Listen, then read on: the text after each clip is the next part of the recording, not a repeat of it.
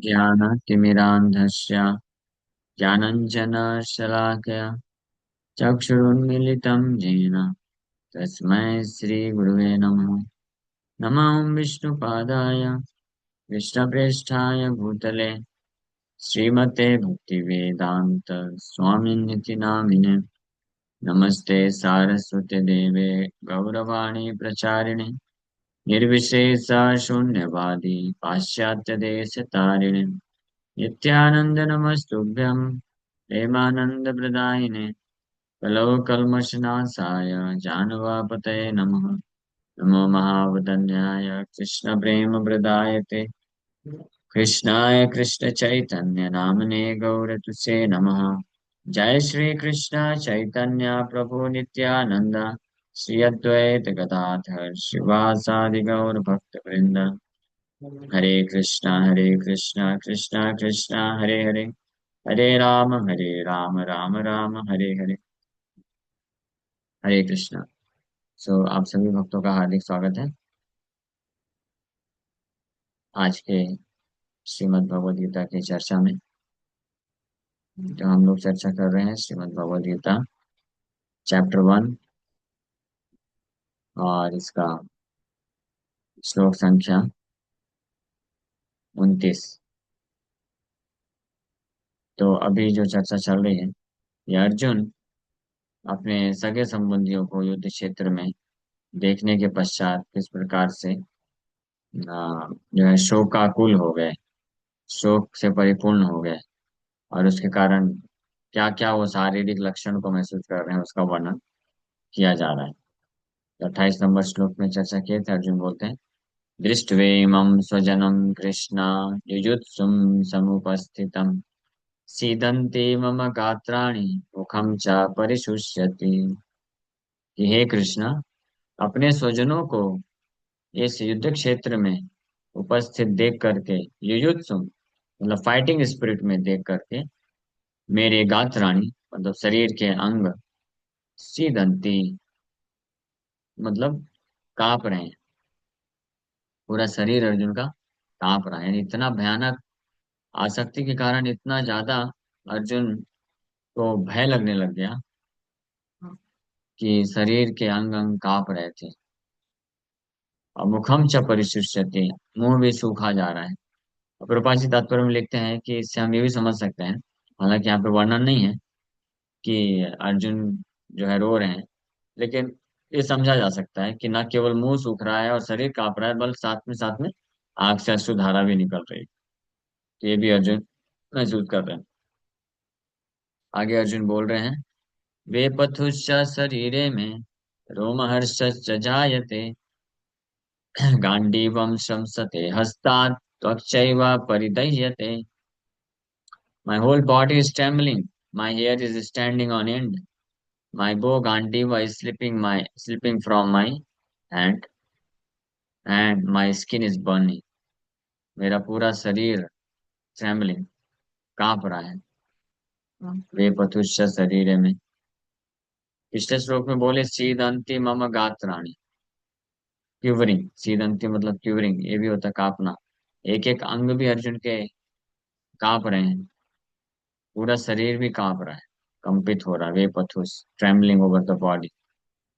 रोम हर्षस्य जायते, तो पूरे शरीर में रोम रोम खड़े हो गए हैं अर्जुन के भय के कारण, एंजाइटी इसके कारण। और माई बो गांडीवा, और हाथ से जो धनुष है वो स्लिप हो रहा है। स्लिप क्यों होता है? हाँ, पसीना। एक्सपीरियंस है ना आपको? नहीं एक्सपीरियंस? एक्सपीरियंस होगा ना एग्जाम के टाइम पे। एग्जाम का पेपर, हाँ समझ गया ना। एग्जाम का पेपर कभी जब देखता है कोई, अरे बाप रे क्या क्या आ गया है, तो कुछ पढ़ा ही नहीं, हाथ से पसीना छूटता है और वो हाथ कांपने भी लग जाता है और वो लिख भी नहीं पाता है, जो भी आता है वो भी नहीं लिख पाता है। और पसीना बार बार के कारण पेन जो है छूटता है, स्लिप होता है। तो अर्जुन के साथ वैसा हो रहा है। गांडीव धनुष लिया, वो छूट रहा है। अर्जुन जो है, पिछले 2-3 श्लोक पहले हमने पढ़े थे कि अर्जुन अपना धनुष उठा करके खड़े हो गए थे और फिर कृष्ण को बोलते हैं कि मेरा रथ लेके जाओ। दोनों सेनाओं के मध्य में मैं देखना चाहता हूँ कौन कौन युद्ध करने के लिए आए हैं। प्रवृत्ते शस्त्र संपाते, ये श्लोक आया था ना। अर्जुन जो है बड़े उत्साह के साथ धनुष उठा करके कृष्ण को बोलते हैं। ये श्लोक है, सेनयोरुभयोर मध्ये हाँ अथ व्यवस्थितान दृष्ट्वा धार्तराष्ट्रान कपिध्वजा प्रवृत्ते शस्त्र संपाते। प्रवृत्ते शस्त्र संपाते मतलब धनुरुद्यम, पूरे शस्त्र से सुसज्जित होकर के धनुष उठा लिए थे अर्जुन, गांडीव हाथ में ले लिए थे, ऐसे उठा लिए थे। और तीर भी ऐसे पकड़ के चालू थे, बिल्कुल मुद्रा में थे पूरी तरीके से। प्रवृत्त, प्रवृत्त मतलब पूरे तैयार है कि युद्ध करना ही है, क्योंकि शंख ऑलरेडी बज चुका है, शंख बज चुका है और अर्जुन तैयार है। बस ये युद्ध करने के लिए, करने के पूर्व जस्ट वो एक बार देखना चाहते थे, निरीक्षण करना चाहते थे कौन कौन है यहाँ पे। तो बड़े उत्साह के, तो उसमें अर्जुन का अभी तक ये उद्देश्य नहीं था कृष्ण को कि देख के मैं कुछ डिसाइड करूं कि अभी युद्ध करना है कि नहीं करना, ऐसा कुछ उद्देश्य नहीं था। पूरी तरीके से डिटरमाइंड थे, लेकिन जैसे सामने पहुंचे, सामने आ गए, तो फिर वही धनुष जो उठा के खड़े थे स्लिप हो रहा है। हाँ, बहुत ही आसक्ति आ गई है ना। तो ऐसे होता है ना, भक्ति मार्ग में कभी कभी लेक्चर जब सुनते हैं, बैठे रहते हैं अच्छे से लेक्चर सुनते हैं, तो फिर उत्साह आ जाता है, यस करेंगे, हम बिल्कुल करेंगे। लेकिन जब फील्ड में उतरते हैं तो माया को देखने के बाद फिर वापस से उत्साह डाउन हो जाता है। हाँ, उत्साह डाउन हो जाता है। उत्साह डाउन नहीं करने का, एक बार डिटरमाइंड हो गया तो फिर हाँ ठीक है। भले ही जब फील्ड में उतरेंगे, जैसे प्रचार के कार्य में ऐसा होता है ना, कई बार कोई भक्त बहुत लेक्चर सुनते हैं तो बड़े उत्साहित हो जाते हैं, यस हम बुक डिस्ट्रीब्यूशन करेंगे, जाएंगे। और जब फील्ड में उतरते हैं, स्पेशली नए नए जो होते हैं, तो जब आते हैं सड़क में उतरते हैं, हाथ पे गीता तो ले लेते हैं, तिलक लगा लेते हैं, धोती कुर्ता पहन लेते हैं, उसके बाद फिर हेजिटेशन होने लग जाता है, डर लगने लग जाता है, और वापस से बोलते हैं प्रभु जी मैं नहीं कर पाऊंगी, है ना। हाँ, लेकिन ये जो चीजें होती हैं, इसको पार किया जा सकता है। हाँ, आपको कोई वरिष्ठ भक्त के संग में रह करके आप उसे उत्साह के साथ करेंगे, तो ये हेजिटेशन, डर जो है सब चला जाएगा धीरे धीरे। जैसे अर्जुन का सौभाग्य क्या है कि कृष्ण के संग में है, तो कृष्ण को इमिडिएटली समर्पण कर दिए, पूछ लिए, तो कृष्ण उनको जिस कारण से ये सब हेजिटेशन, ये सब डर उत्पन्न हो रहा था वो हटा दिए। वही अर्जुन फिर वापस से धनुष उठा करके आप क्या बोलेंगे, करिष्य वचनम तब, आप जो बोलेंगे करूंगा, बताओ किसको किसको भेजना है, सबको भेज दूंगा, सबके ऊपर वार कर सकता हूँ। अब अर्जुन फिर तैयार हो जाते पूरी तरीके से। तो यहाँ पे अर्जुन अभी ये स्थिति हो रही है, ध्यान बुद्धि में आने के कारण, आसक्ति के कारण, और ऐसे शारीरिक जो है सिम्टम्स, लक्षण को महसूस कर रहे हैं। गांडीवम समसते हस्तात्, और अर्जुन जैसे, और ना केवल गांडीवम समसते हस्तात्, हाथ से धनुष फिसल रहा है, और साथ ही साथ में माई स्किन इज बर्निंग, त्वचा त्वचा एव परिदह्यते, पूरे त्वचा में फीवर जैसा बुखार, 104 डिग्री का बुखार हो गया, पूरा जल रहा है। सो अर्जुन गांडी वह जो धनुष है अर्जुन के हाथ से स्लिप होना, ये बहुत ही असाधारण चीज है, ये होना नहीं चाहिए। अर्जुन जैसे महान योद्धा, महान धनुर्धर, उनके हाथ से धनुष फिसल जाए, ये एक बहुत ही विडंबना वाली बात, प्रैक्टिकली नॉट पॉसिबल। और अर्जुन का एक ये वचन भी था, क्या, कि एक बार अगर वो धनुष उठा लेते थे तो फिर नीचे नहीं करते, युद्ध करते ही थे। और कोई अगर उनको बोल दिया युद्ध क्षेत्र में कि आपका धनुष छोड़ दो, तो उसके प्राण छुड़ा लेते थे, धनुष नहीं छोड़ते। अर्जुन का ये चैलेंज था कि मुझे अगर किसी ने बोला कि आपका धनुष छोड़ दो, तो मैं उसका प्राण छुड़ा दूं। युधिष्ठिर महाराज एक बार बोल दिए थे, अर्जुन क्या है तुम, छोड़ दो, तुम्हारा गांडीव जो है छोड़ दो। तो अर्जुन बिल्कुल क्रोधित हो गए, तलवार निकाल लिए तुरंत, अभी के अभी खत्म कर दूंगा। बोला कैसे, मेरा एक प्रॉम्प्ट चैलेंज है, कोई मेरे को बोल नहीं सकता ये धनुष को त्याग दो। तलवार निकाल ली अर्जुन, मारने वाले थे। भगवान कृष्ण बोले, अरे अरे भाई, ठंडे हो जाओ, ऐसा क्यों कर रहे हो, तुम्हारे बड़े भैया हैं। तो क्या हुआ, मेरा चैलेंज, मेरा ये प्रॉमिस है, प्रतिज्ञा है। तो बोले, मारने के और भी अच्छे तरीके होते हैं, मैं बताता हूँ। तलवार से थोड़ी ना मारा जा सकता है। तो फिर क्या तरीका है। बोले, जिस व्यक्ति का बहुत सम्मान होता है समाज में, बहुत सम्मानित व्यक्ति को आप अपमानित कर दो, तो उसके लिए मृत्यु समान होता है। मृत्यु है, मृत्यु तुल्य है। और इसलिए निंदा एक ऐसी चीज है, स्पेशली ऐसे व्यक्ति का निंदा करना जो वास्तव में निंदा के योग्य नहीं है, यानी किसका फॉल्टलेस, कोई अगर दोष रहित फॉल्टलेस व्यक्ति है, अगर आपने उसका निंदा कर दिया, तो वो as good as you have killed him, उसको मार दिया, जान से मार दिया, उसके बराबर है। इसको बोलते हैं निंदा। सोचिए कितनी भयानक है। यानी किसी व्यक्ति को मारने का जो पाप है, वो निंदा करने के बराबर है।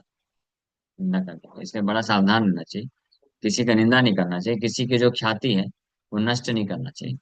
अगर कोई कोई भक्त है या कोई व्यक्ति मान लीजिए, कुछ कारण से कुछ थोड़े बहुत दोष हैं किसी चीज में, तो उस छोटे से उस एक एपिसोड का एक कोई दोष को लेकर के उसके अन्य जो चीजें हैं उसके ऊपर जो है आवाज नहीं उठाना चाहिए, बाकी चीजों को अपमानित नहीं करना चाहिए। अगर कोई अथॉरिटी भी है ना, गुरु है, अथॉरिटी भी है, तो अगर कोई भक्त है मिस्टेक कर देता है, तो उस मिस्टेक को करेक्ट करना चाहिए कि आपने गलत किया है, ये ऐसा नहीं होना चाहिए, ये दोष है। तो उसको करेक्ट कर सकते हैं, लेकिन उसके बेसिस पे पूरे भरे समाज में ये उसको वो नहीं करना चाहिए, मतलब क्या बोलते हैं उसको, उसकी ख्याति नष्ट नहीं होनी चाहिए। और लेकिन करेक्शन करने की कोई जरूरत है तो करेक्शन सुधार करने का अधिकार होता है। हाँ, नहीं प्राइवेसी नहीं, पब्लिक में भी कर सकते हैं करेक्शन, ऐसा जरूरी नहीं। वो वेस्टर्न मॉडर्न कॉन्सेप्ट है कि praise in public and correct in private. हाँ, लेकिन ऐसा नहीं, करेक्शन भी आप दे सकते हैं, लेकिन वो करेक्शन एक्यूरेट होना चाहिए। यानी जो गलती हुई है उसको आप दे दो, उसमें भी सेंसिटिव होकर के अगर कोई व्यक्ति एक्सेप्ट नहीं कर पाएगा तो फिर उसको बाद में प्राइवेट में बता सकते हैं। लेकिन अगर कोई ऐसा है, जैसे अंडर में होता है, काउंसलिंग होता है या शिष्य होता है, सरेंडर्ड है, तो गुरु लोग उसको बोल सकते हैं। इसमें बहुत सारे हालांकि परमुटेशन कॉम्बिनेशन है, केवल एक स्ट्रिक्ट एक ही चीज नहीं है, बट इन जनरल अगर हम किसी भक्त के साथ हैं और हम उसके अथॉरिटी नहीं है, उसके गुरु नहीं है, उसके काउंसलर नहीं है, तो हमको उसको ऑन द स्पॉट करेक्शन नहीं देना चाहिए अन्य लोगों के सामने, जिससे उसके नाम खराब हो। तो उसको प्राइवेट में, उसको फिर फ्रेंडशिप लेवल पे उसको समझा देना चाहिए कि ऐसा ऐसा नहीं। अगर वो फिर भी नहीं समझ सकता है तो फिर उसको नहीं बोलना चाहिए, डायरेक्ट उसके अथॉरिटी को बोलना चाहिए। बट एनीवे, कोई अगर फॉल्टलेस है तो उसका तो बिल्कुल निंदा नहीं करना चाहिए। तो भगवान कृष्ण बोले कि आप युधिष्ठिर का निंदा कर दो, तो हो जाएगा मृत्यु के बराबर। तो अर्जुन जो है पूरा अपना भड़ास निकाल लिए, कहाँ का, वो जो पासा खेले थे, तो हृदय में था कुछ समय के लिए। द्रौपदी को भी दांव पे लगा दिए। ये चार पांडव ये लोग नहीं चाहते थे, स्पेशली भीम तो बहुत क्रोधित थे, लेकिन क्योंकि बड़े भैया हैं, गुरु के समान है, तो इसलिए आज्ञा का पालन करना है, तो इसलिए बेचारे चुप होकर के सब स्वीकार करते रह गए, कुछ भी नहीं बोले। तो भगवान कृष्ण जानते थे कि वो अर्जुन के हृदय में है बात, तो इसी बहाने वो भी निकल जाएगा। हाँ, तो पूरा बोल दिए। और जब बोल दिए तो बोले, हाँ ठीक है, अभी हो गया ना आपका प्रॉमिस। तो अर्जुन फिर रोने लग गया बोलने के बाद। अब अर्जुन वापस से तलवार निकाल ली। हाँ, बोले मैं अपने आप को मार दूंगा, मेरे से इतना बड़ा अपराध हो गया। पिता तुल्य मेरे भाई युधिष्ठिर महाराज, जो पूरी तरह से पाप रहित हैं, सिनलेस हैं कंप्लीटली, धर्मराज हैं, उनको मैंने इस प्रकार से निंदा कर दिया है। मैं जीवन रखने के लिए योग्य नहीं। तो फिर से तलवार निकाल के अपना मारने वाला था। फिर भगवान बोले, रुक जाओ भाई, मारने के लिए बस तलवार ही रहती है तुम्हारे पास, और भी तरीके से मार सकते हो। तो अभी अब अपने आप को कैसे मारूं मैं। तो भगवान बोले कि अपना गुणगान करो। अपना गुणगान कर दो अपने मुख से, तो मारने के तो अपना आत्महत्या जैसा हो गया। यानी जो व्यक्ति अपने मुख से खुद का खुद गुणगान करता है, तो इसका मतलब वो अपने आप को मार रहा है। और किसी अन्य व्यक्ति का निंदा करना मतलब उस व्यक्ति को मारना, और अपना गुणगान करना मतलब अपने आप को मारना। बल्कि उल्टा होना चाहिए। अपना निंदा करना चाहिए और अन्य व्यक्ति का गुणगान करना चाहिए, तब व्यक्ति जीवन दे रहा है। अपना निंदा करेगा तो अपने आप को जीवन दे रहा है, आगे बढ़े। और अन्य व्यक्ति को सम्मान देगा तो भी आगे। लेकिन अन्य व्यक्ति का निंदा करेगा तो उसको मारना हो गया, और अपना गुणगान करना मतलब अपने आप को मारना हो गया। तो अर्जुन बोले अच्छा ऐसा है क्या, ठीक है ठीक है, तो अपना गुणगान करना चालू करते हैं, तो हो गया, दोनों सॉल्व। एनीवे तो ये पॉइंट है कि अर्जुन वो गांडीव, लेकिन अभी यहाँ पे वो गांडीव धनुष भी अर्जुन का हाथ से फिसल रहा है, छूटा जा रहा है। क्यों? बिकॉज ऑफ एक्सट्रीम प्रेशर, इतना ज्यादा एंजाइटी, तनाव। ये तनाव इतना सारा क्यों है अर्जुन को? कौन सा गोली खाए थे? देहात बुद्धि। देहात बुद्धि का गोली खाने के कारण इतना एंजाइटी हो रहा है। इसलिए इस देहात बुद्धि रूपी जो गोली है, विष है, उसको अगर कोई खा लेता है तो उसका फिर दवाई इलाज, दूसरा गोली का नाम क्या है? हाँ, इलाज क्या है?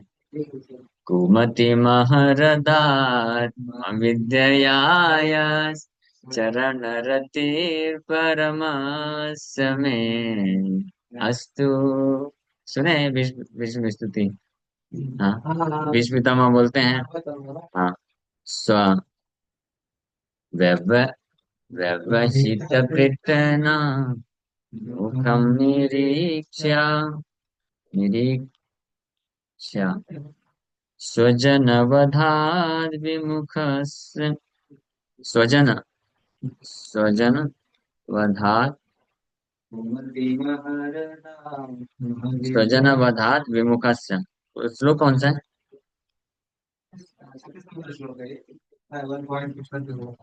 1.10 है ना सर? 36। भीष्म स्तुति, ये बहुत सुंदर है भीष्म स्तुति। Departure of Lord Christopher Dwarka, नहीं नहीं, ये भीष्म स्तुति 11th, नाइन्थ चैप्टर। 36 है। हाँ 36, हाँ यस। व्यवहित पृष्ठना मुखम निरीक्ष्य स्वजन वधाद विमुख दोष बुद्ध्या कुमति महरदात्मविद्ययाय चरणरति परमस्य तस्य मे अस्तु। व्यवहित पृटना, पृटना mean soldiers, standing at a distance, थोड़ी दूर पे खड़े सोल्जर्स यानी सेनाओं को, मुखम, मुखम निरीक्षा, मुख को यानी देख करके अर्जुन, स्वजन अपना स्वजन समझ लिया, और उनको वधात उनको मारने से विमुख हो गया। विमुखस्य, ये क्या है? दोष बुद्धि है। ये दोष बुद्धि है। अपने स्वजनों के प्रति जो आसक्ति है वो क्या है? दोष है। भीष्म पितामह बोल रहे हैं ये चीज। स्वजन के प्रति अगर कोई आसक्ति रखता है, ये दोष बुद्धियां। लेकिन इस प्रकार की दोष बुद्धि जो देहात बुद्धि रूपी जो गोली, पॉइजन खा लिया था अर्जुन ने, उसको कैसे भगवान नष्ट किए? कुमतिम, ऐसी कुमति, ऐसी गंदी मति को अहरत, अहरत मतलब हरण कर लिए भगवान, नष्ट कर दिए। कैसे? आत्मविद्या, यस, आत्मविद्या देख करके, भगवत गीता सुना करके। हाँ, ऐसे परम भगवान के चरण रति, चरण परमस्य, तो ऐसे परम भगवान के चरणों में मेरी रति हो जाए, विस्मितमा प्रार्थना कर रहे हैं। तो वही प्रसंग चल रहा है कि अभी व्यवहित प्रतिना, सामने सेनाओं को देख करके ये अर्जुन की दोष बुद्धि आ चुकी है, देहात बुद्धि रूपी दोष बुद्धि आ गई है, जिसके कारण ये सारे शारीरिक लक्षण प्रकट हो रहे हैं। गांडीव भी उनके हाथ से फिसल रहा है। और इस प्रकार की कुमति को भगवान अभी नष्ट करेंगे। अभी तो चल रहा प्रसंग, सेकंड चैप्टर से नष्ट करना चालू करेंगे आत्मविद्या दे करके। आत्मविद्या मतलब द साइंस ऑफ सेल्फ, अपने बारे में वास्तविक ज्ञान प्रदान करेंगे कि तुम हो कौन, कैसे कार्य करना है। तो इस प्रकार से, सो ट्रेवलिंग, प्रभुपाद जी बता रहे हैं, there are two kinds of travelling of the body. शरीर, अर्जुन का यहाँ पे शरीर कहाँ पर है ना? सामने देख करके, स्वजनों को देख करके देहात्म बुद्धि में शरीर कांपता है। उसी प्रकार से अपने असली स्वजन कृष्ण को देख करके आत्मबुद्धि में, वास्तविक आत्मबुद्धि में व्यक्ति का शरीर कांपेगा। लेकिन वो दोनों सिम्टम अलग अलग। अष्ट सात्विक विकार, यहाँ पे भी अर्जुन को अष्ट सात्विक विकार प्रकट हो रहा है। रोमांच कंपा सुतरंग भाजो, अश्रुधारा बह रही है, रोमांचित हो रहा है अर्जुन, और शरीर जो है गर्म हो गया है, शरीर कांप रहा है, पसीने छूट रहे हैं। लेकिन ये सारे सिम्टम्स किसके कारण है? प्रभुपाद जी इसके बारे में वर्णन कर रहे हैं, सुनिए। There are two kinds of trembling of the body and two kinds of standing of the hair on end. दो प्रकार से शरीर कांप सकता है, और दो प्रकार से किसी के रोम रोंगटे खड़े हो सकते हैं।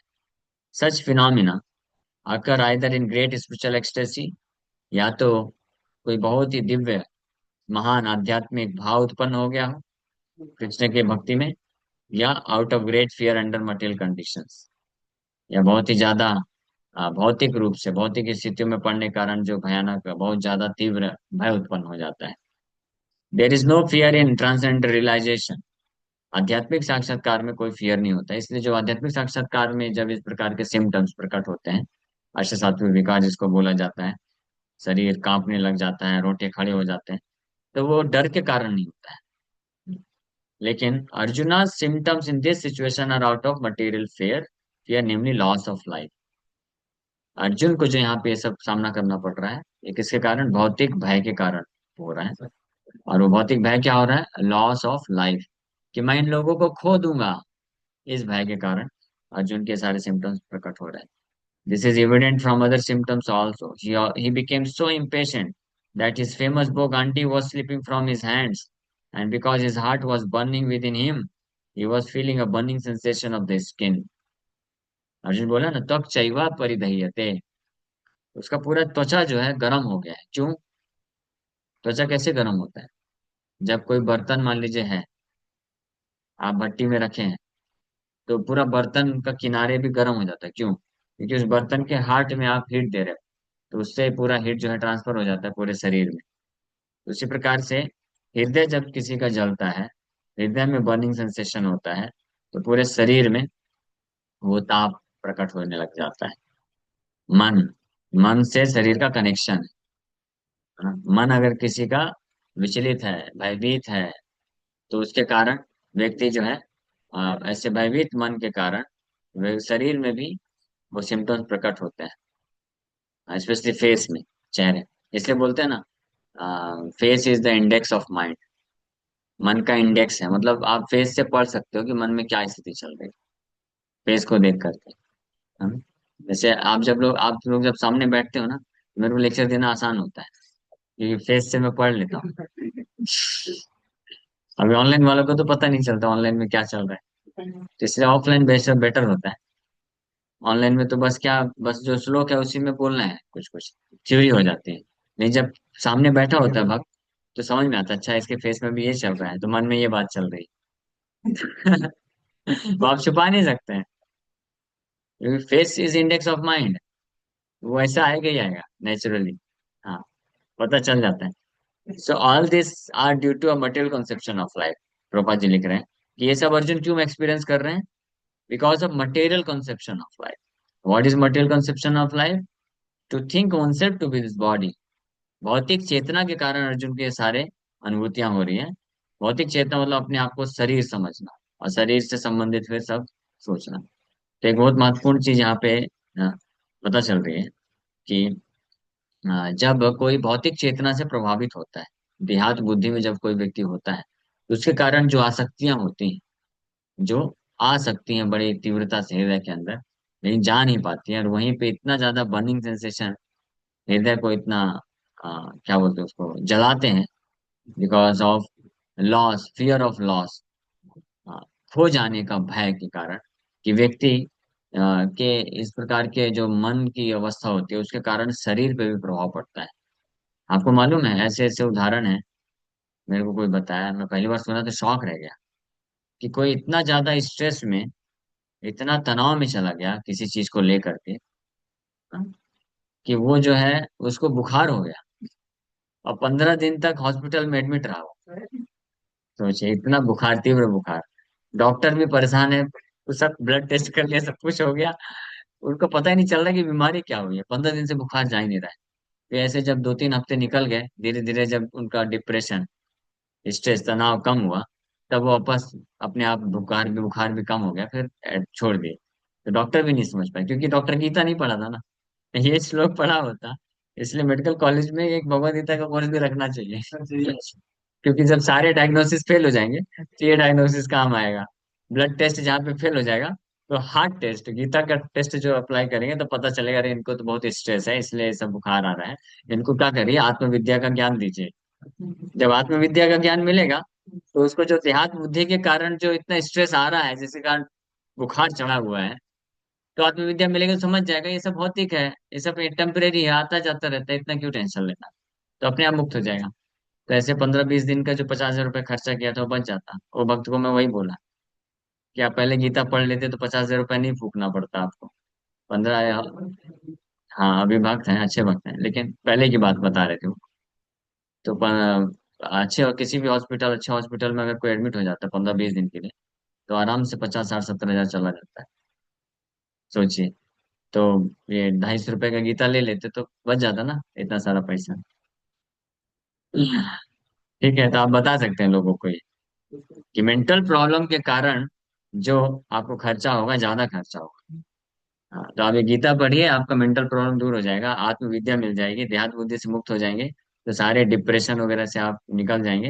हृदय में जो जो जलन होती है, उसके कारण शरीर पे इफेक्ट पड़ता है, बीमारियां हो जाती है, व्याधियां हो जाती है मानसिक तनाव के कारण। अब इससे मुक्त हो जाएंगे अगर आप भगवद गीता के ज्ञान को समझ लेते हैं। ठीक है, हरे कृष्णा, ये पे एंड करते हैं। Thank you very much. किसी वक्त का कोई प्रश्न है क्या? अ, तो जी मेरा ये प्रश्न था कि अर्जुन ने जब अज्ञातवास में थे पांडव, तो उस समय विराट युद्ध में भी सभी जो योद्धा अभी आए थे, मतलब वो जो बड़े बड़े योद्धा हाँ, थे, उनका सामना तब भी किया था, लेकिन तब ऐसी सिचुएशन नहीं हुई थी और उन्होंने सबको हरा दिया था। लेकिन अभी ऐसा क्यों हो रहा है? क्योंकि वहां पे विराट के युद्ध में अर्जुन को मारना नहीं था, वहां पे बस डिफीट करना था। तो वहां पे डिफीट कर दिए थे, हमारे नहीं थे। लेकिन यहाँ पे क्या है, फाइनल है, फाइनल गेम है। यहाँ पे आर या पार करना है, मार ही देना है, मतलब खत्म कर देना है। अब कोई ऐसा मौका नहीं है कि कुछ इनको हरा करके फिर वापस से कुछ सबक सिखा करके कुछ वापस से समझौता किया जा सके। ये फाइनल डिसीजन। मतलब अब अगर अर्जुन भीष्म के सामने आए, तो या तो भीष्म मरेंगे या तो अर्जुन मरेंगे। द्रोणाचार्य के सामने आए तो या तो द्रोणाचार्य रहेंगे या तो अर्जुन रहेंगे। ये बात चल रही थी। एक ये कारण है क्योंकि फाइनल है। और दूसरा, भगवान का अरेंजमेंट है, भगवान गीता सुनाना चाहते थे। हालांकि अर्जुन जब महाभारत युद्ध में आए, तब जब शुरू में प्रवेश किए थे, तब भी उनको मालूम था ना कि अब मुझे मारना ही है सबको, ये फाइनल होने वाला है। लेकिन उस वक्त शुरू में ये देहात बुद्धि में नहीं आए थे। शुरू में तो अपना गांडीव उठा लिए थे, युद्ध करने के लिए तैयार थे पूरी तरीके से। लेकिन जब सेना के मध्य के, दोनों के मध्य के बीच में लेके आए, तब भगवान की योग माया के कारण भगवान ने ऐसे डाला। ये भगवान के द्वारा किया गया है। अर्जुन का जो देहात बुद्धि है, हमारे जैसा नहीं है। वो टेम्परेली, वो ड्रामा की तरह किया गया, ताकि उसके माध्यम से फिर गीता सुनाई जाएगी, तो हम गीता का लाभ उठा सकते हैं। Okay. Ji, thank you Prabhu ji. हरे कृष्णा। ये शिवदत्त प्रभु, आपका प्रश्न है? आरती माता जी ने एक हाथ उठाया था, तो वो पूछ ले, फिर मैं पूछ लेता हूँ। हाँ, पूछिए माता जी, क्या प्रश्न है? चीज की अगर दूसरों की, मतलब जैसे वहां पास प्रसंग आया कि अर्जुन ने युधिष्ठिर महाराज का अपमान कर दिया, निंदा कर दी, तो उनको मृत्यु के समान है। और स्वयं की प्रशंसा की, जो कि स्वयं की मृत्यु आत्म आत्म हत्या के समान है। तो प्रभु जी, जैसे दो तीन चीजें हैं कि जैसे हम, कुछ चीजें हुई तो हम सामान्य चर्चा करते हैं, तो और कुछ चीजें हैं जैसे भक्तों के जीवन में हम उसको चर्चा करते हैं। तो वो चर्चा, मतलब मैं निंदा की बात करूं, मेनली वैष्णव निंदा की बात कर रहा हूँ। तो सामान्य चर्चा। मैं समझ गया, समझ गया। शिला भक्ति विनोद ठाकुर वैष्णव निंदा करके एक ग्रंथ लिखे हैं, बहुत सुंदर ग्रंथ है। उसको पढ़ना चाहिए, तो बहुत अच्छा अंडरस्टैंडिंग मिलेगा। तो भक्ति विनोद ठाकुर उसमें बताते हैं कि कुछ उद्देश्य होते हैं। हाँ, जिस उद्देश्य को ध्यान में रखते हुए अगर कोई निंदा करता है, तो वो वैष्णव निंदा अपराध में नहीं आता है। यानी अगर किसी की शिक्षा के लिए अगर किया जा रहा है, या उस भक्त के सुधार के लिए किया जा रहा है, हाँ, इस उद्देश्य से, या भविष्य में कोई ऐसा ना करे उसको ध्यान में रखते हुए किया जा रहा है। ऐसे तीन चार चीजें हैं, ये तीन मैंने बताया, चार एक और हैं। तो उस उद्देश्य से अगर कोई निंदा करता है तो वो निंदा में नहीं काउंट होता है, वो उसमें अपराध नहीं लगता है। लेकिन उसमें भी अधिकार होता है, मतलब हर किसी का अधिकार नहीं। जैसे सुधार करने के लिए निंदा करना, तो मर्यादा होती है कि जूनियर सीनियर को सुधार नहीं कर सकता है। नहीं तो फिर कल को कोई जूनियर सीनियर को बोले यार आपने ऐसा ऐसा कर रहे हो, तो वो मर्यादा उल्लंघन हो जाएगा। हालांकि हो सकता है उद्देश्य सही हो, उसका उद्देश्य होगा कि मैं तो इनको करेक्ट करके भक्ति मार्ग में अच्छे से स्थित करना चाहता हूँ, लेकिन आपका अधिकार कहाँ है, पहले आप अपना देखो। तो मर्यादा भी होनी चाहिए। तो वैष्णव एटिकेट प्लस प्लस इंटेंशन दोनों इंपॉर्टेंट है। तो अगर वैष्णव एटिकेट भी खंडन नहीं हो रहा है और उद्देश्य भी सही है, तो फिर वो निंदा में नहीं आता है। स्पेशली इसलिए जब अथॉरिटी होते हैं, गुरु होते हैं, जब ऐसे बताते हैं तो वो निंदा में नहीं आता। लेकिन उसमें भी ध्यान रखना होता है कि इंटेंशन वास्तविक रूप में क्या है। और दूसरा, ज्यादातर केस में बिना नाम लिए ये चर्चा करनी चाहिए। अगर शिक्षा के लिए भी देना है तो बिना नाम लिए भी करना चाहिए। और दूसरा, इसमें भी नाम लेके भी अगर करते हैं, तो जैसे हम लोग शास्त्र में पढ़ते हैं, तो शास्त्र में कई बार इतने महान महान भक्तों के द्वारा भी कुछ पूर्व में मिस्टेक किया गया, तो उसका भी खुल के डिस्कस किया जाता है, तो निंदा में नहीं आएगा। जैसे रामायण में विश्वामित्र मुनि का, अभी विश्वामित्र मुनि का जो इतिहास है, विश्वामित्र मुनि के सामने बता रहे हैं, कौन? सतानंद, अहल्या के बड़े पुत्र सतानंद मुनि हुए। तो वो राम लक्ष्मण को विश्वामित्र मुनि की महिमा को बताने के लिए विश्वामित्र मुनि के सामने पूरा इतिहास इतिहास बताए। और पूरे इतिहास में विश्वामित्र मुनि का जो जो पतन हुआ था, जैसे सब पूरा विस्तार से बताए, तो वो निंदा में नहीं आएगा। क्योंकि उसमें उद्देश्य क्या है, विश्वामित्र मुनि की फाइनली महिमा को स्थापित किया जा रहा है। हाँ। और वो शास्त्र में है, जैसे हम लोग भी चर्चा करते हैं, ऐसे ब्रह्मा जी का भी पतन हुआ, शिव जी का भी किस प्रकार से वो फंसे, तो ये सब जो डिस्कशन होते हैं ये निंदा में नहीं आता है, या ये सब वैष्णव अपराध नहीं होता है। तो इसलिए ये बहुत ही ऐसा विषय है, मतलब ये इसमें एग्जैक्टली नहीं बोला जा सकता है। बट उद्देश्य इसमें मैटर करता है। अगर हमारे हृदय का उद्देश्य है ईर्ष्या के कारण, अगर हम किसी भक्त का निंदा कर रहे हैं, उसकी ख्याति को नष्ट करने के लिए कर रहे हैं, या उसका कुछ दोष नहीं है लेकिन कोई एक छोटा सा मिस्टेक कर दिया उसके कारण बहुत सारा उसका दोष बता रहे हैं, या उसके पूर्व के दोषों को समाज में ला रहे हैं, जब वो भक्ति मार्ग में अच्छे से स्थित हो चुका है, कि पहले तो ये मैं देखता था वहां पे, हाँ, ढाबा में बैठ करके कैसे कैसे पीता नहीं था, तो ये आपने सब जो है हाथ खा उचित लिया नहीं बाहर होता। है। हाँ। हरे कृष्ण। हाँ, ठीक है, क्लियर है। जी प्रभु जी, वो आपने क्या बताया बुक प्रभु जी, वैष्णव निंदा वैष्णव, हाँ, वैष्णव निंदा करके एक बुक है। वेदा बेस वो में है मैं, प्रभु जी? ये पीडीएफ है मेरे पास, आप मेरे को ईमेल, आपका ईमेल आईडी है, मैं आपको सेंड कर दूंगा। Okay Prabhu ji, thank you Prabhu ji.